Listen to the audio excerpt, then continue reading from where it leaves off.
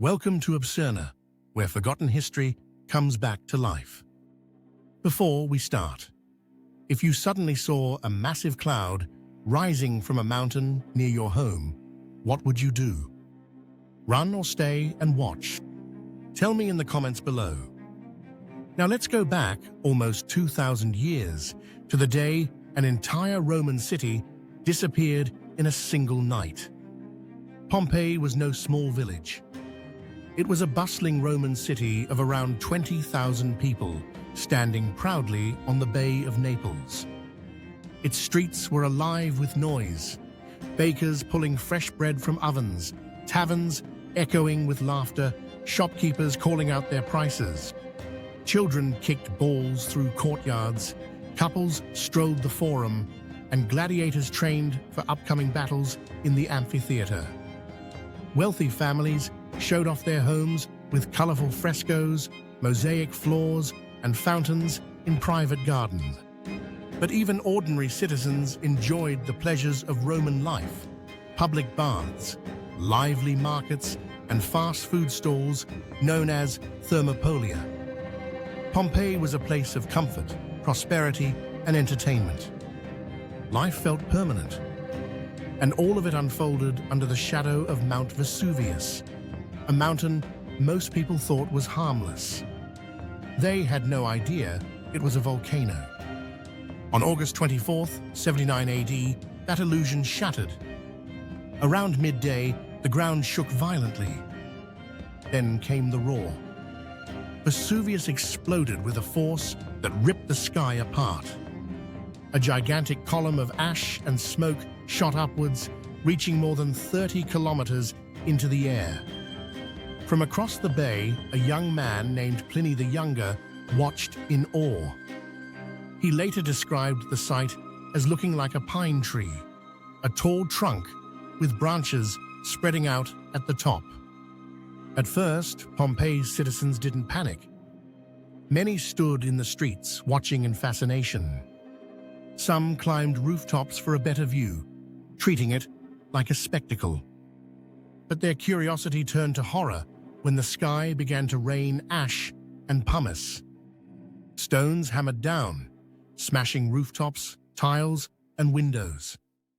The air filled with choking dust. Within hours, day turned into night. Darkness swallowed the city. Panic spread.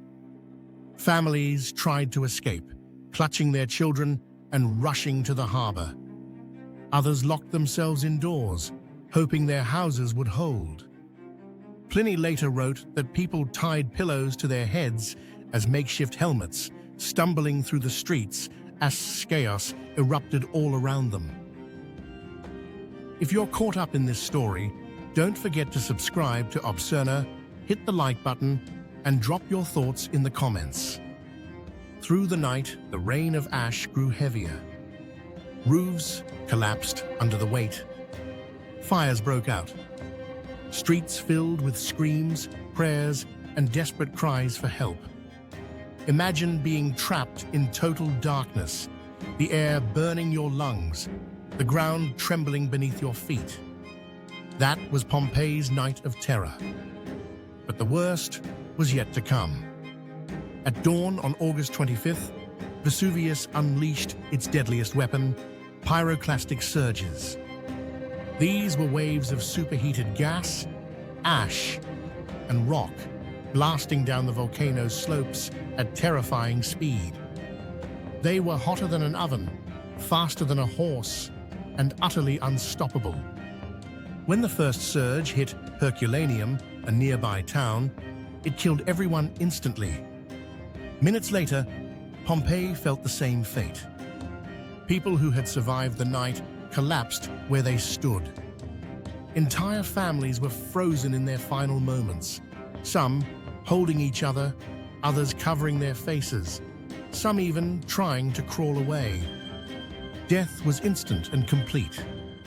By the time the eruption ended, Pompeii was gone. The city lay buried under several meters of volcanic debris. Thousands of lives had been erased in less than 2 days. For centuries, Pompeii was forgotten. its name disappeared from maps.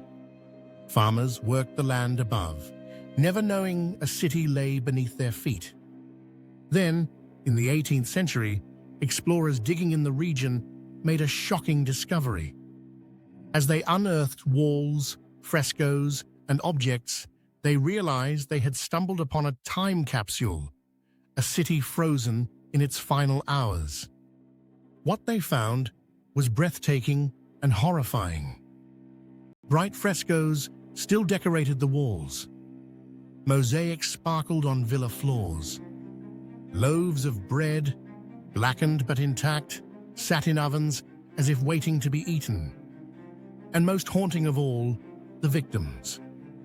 Archaeologists noticed hollow spaces in the hardened ash. When they filled these voids with plaster, they revealed the shapes of people caught in their last moments of life. A man shielding his face. A mother clutching her child. A dog still chained in place. In 2020, archaeologists even discovered the remains of two men, one wealthy, the other likely enslaved, who added side by side as the surges overwhelmed them. These casts are not statues. They are real people, captured forever in their final breath.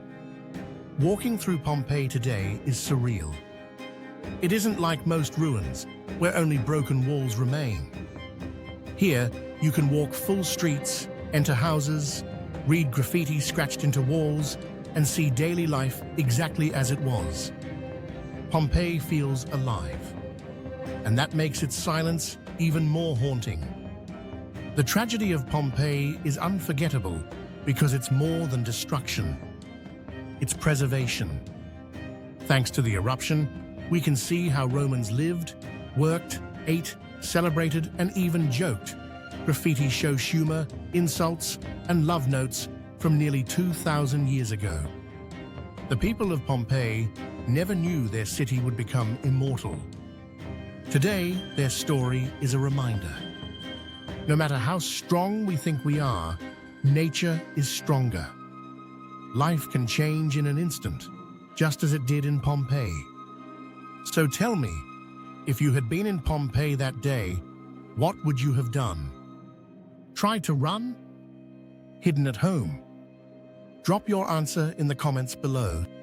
And if you enjoyed this journey into the past, don't forget to like this video and subscribe to Obscerna for more forgotten stories from history.